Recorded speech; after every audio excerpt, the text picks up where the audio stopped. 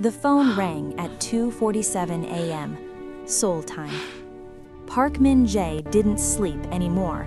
Sleep was for men who didn't have enemies circling like sharks, waiting for one moment of weakness. He stared at the unknown number glowing on his screen, international, U.S. area code, Atlanta. No one from Atlanta should have this number. This was his private line, the one reserved for emergencies that ended in blood. His hand hovered over the answer button. Every instinct screamed, trap.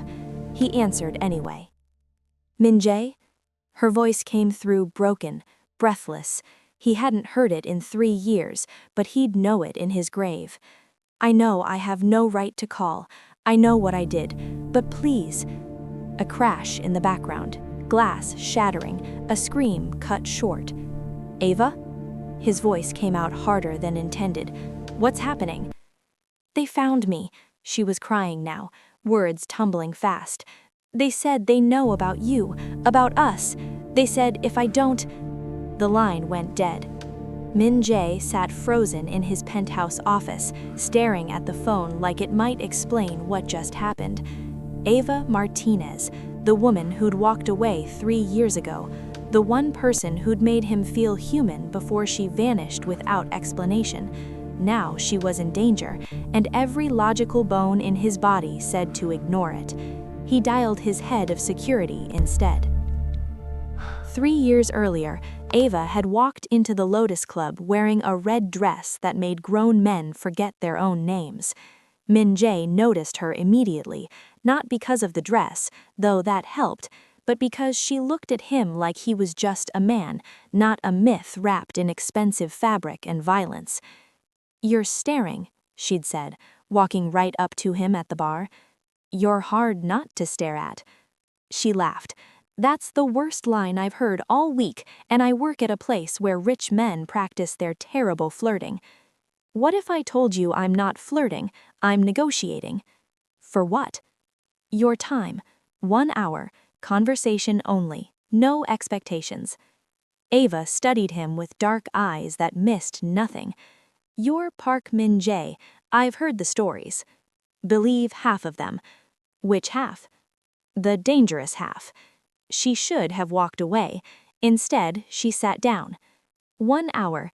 Then I decide if you're worth a second. That hour turned into 3. 3 turned into 6 months of late-night conversations, stolen moments, and Min-jae slowly forgetting why he'd built walls in the first place. Then, one morning, she was gone. No note, no explanation, just empty drawers and a silence that felt like betrayal. Now, staring at his phone, Min-jae wondered if he'd just discovered why she ran. Someone had found out about them, and in his world, that was a death sentence. Min-jae's private jet touched down in Atlanta 13 hours later. He hadn't slept, hadn't eaten, just sat in leather seats reviewing everything he knew about Ava Martinez, which, he realized too late, was almost nothing. She'd been a translator at international events, fluent in 5 languages, American but raised partially in Lagos, smart enough to match him word for word, brave enough to call him out when he was being cold. But where she lived, who her family was, why she'd been in Seoul, he'd never asked, too busy enjoying the present to dig into her past. Now that ignorance might cost her life. Sir, his bodyguard, Taewon, handed him a tablet. We traced the call. Came from a burner phone, last ping in East Atlanta. That's a big area. I have teams sweeping known This locations. can't be happening. But sir, I need to Taewon confirm hesitated. If she's been compromised, this could be a trap to lure you out of Seoul where you're protected. Min-jae considered this. It was smart. He had enemies who'd love to catch him on foreign soil, away from his network. But the fear in Ava's voice had been real. He knew manufactured terror versus genuine panic. Hers was genuine. Deploy everyone, Min-jae ordered. I want eyes on every hotel, shelter, safe house in that area. Find her. As the SUV convoy pulled away from the private airfield, Min-jae stared at Atlanta's skyline. Somewhere in this city, the woman who'd haunted him for 3 years was running for her life, and he was about to discover why she'd really left Seoul. Ava pressed her back against the cold brick wall of the abandoned warehouse, trying to control her breathing. Blood ran down her arm from where broken glass had caught her during the escape.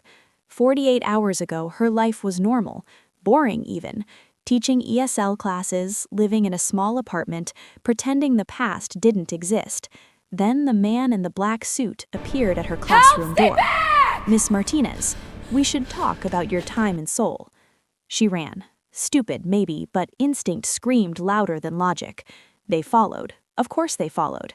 Now she was hiding in the warehouse district, phone dead, arm bleeding, replaying the only option that made sense, even though it was the most dangerous one. Call Min Jae. The man she'd left to protect. The man whose world was violence dressed in designer labels. The man who would either save her or destroy her for leaving without explanation. She'd chosen survival over love 3 years ago, walked away from the only person who made her feel seen because staying meant dragging him into a nightmare that wasn't his to fight. Except the nightmare found her anyway, and now she'd brought it right to his door. Footsteps echoed outside. Ava held her breath, pressing deeper into shadows. A voice called out in Korean, then English. "We know you're here, Miss Martinez. Make this easy. Tell us what Park Min Jae knows and we'll let you disappear again." Ava's jaw clenched. They thought she'd told Min Jae about them, about what she'd witnessed in Seoul. She hadn't. That was the whole point of running. But now Min Jae was coming anyway, walking straight into danger she'd tried to spare him from. The footsteps grew closer. Ava closed her eyes and prayed he'd get here before they did. Min Jae's phone buzzed with a location pin. Taewon had found her. Warehouse district. Infrared shows 3 hostiles on the perimeter, 1 inside. No visual on the target yet. "She's there," Min Jae said with certainty he couldn't explain. She'd hide somewhere with multiple exits, high ceilings, somewhere she could move. "How do you know?" "Because I know her." Except he didn't, not really, but some part of him recognized Ava's patterns, her survival instincts. The convoy pulled up 2 blocks away. Min Jae's team moved with practiced efficiency. Body armor, suppressed weapons, night vision. A small army for 1 woman. "Sir, let us clear the building first," Taewon urged. Min Jae was already out of the vehicle. "No, she's terrified. She sees armed men, she runs. I go first, you provide backup." It was tactically stupid, emotionally necessary. He approached the warehouse alone, hands visible, no weapon drawn. The moonlight cast long shadows across broken pavement. "Ava," his voice echoed. "It's Min Jae. I'm here. You're safe now." Silence. Then, so quiet he almost missed it. "You shouldn't have come." His chest tightened. "Where are you?" "They're watching. They'll kill you." "They can try." He kept walking, scanning dark corners. "I've survived worse than whatever this is." "You don't understand what you're walking into." "Then explain it to me, after I get you out." Movement in his peripheral vision. Min Jae turned. A man stepped from the shadows, gun raised. "Park Min Jae," the man said in Korean. "You're far from home." Min Jae smiled, cold, dangerous. "So are you." The warehouse exploded with violence as his team moved in. Ava saw it happen in fragmented images. Min Jae diving behind a steel beam, gunfire lighting up darkness like lightning, bodies moving with lethal precision. She stayed hidden, hands pressed over her ears, reliving every nightmare that made her flee Seoul in the first place. This was why she ran. Because caring about Park Min Jae meant existing in a world where violence was currency, and survival meant hurting people first.